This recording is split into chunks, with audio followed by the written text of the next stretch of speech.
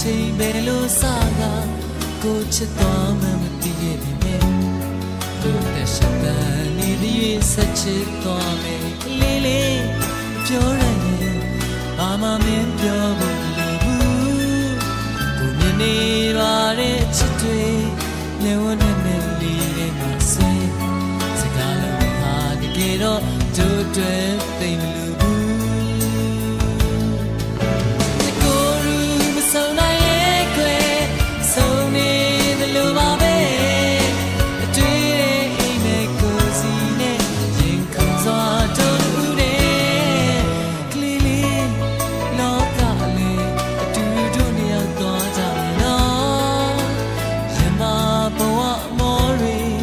ကြုံတွေ့ကြလေတွေ့မဖြစ်တမ်း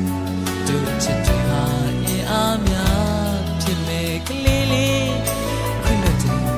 တကယ်လို့မင်းချစ်တော့ရင်လေကိုလေးတကယ်ကိုနားလေစိတ်ကောင်းမှုလို့ပြောလိုက်ပါနဲ့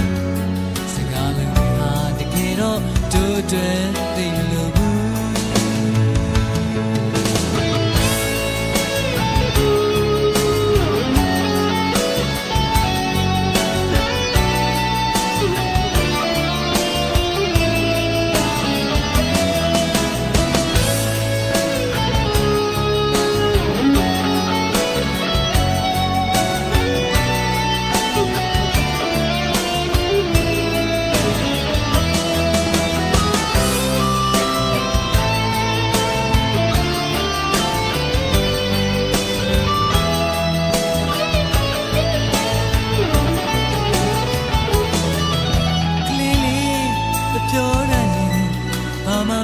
ပြောဖို့ဘူး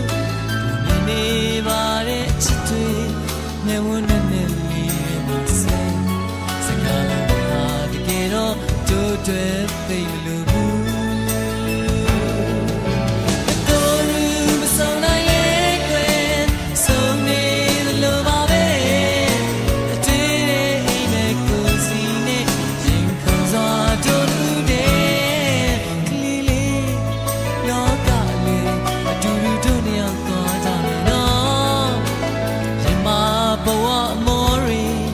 ကြုံတွေ့ကြ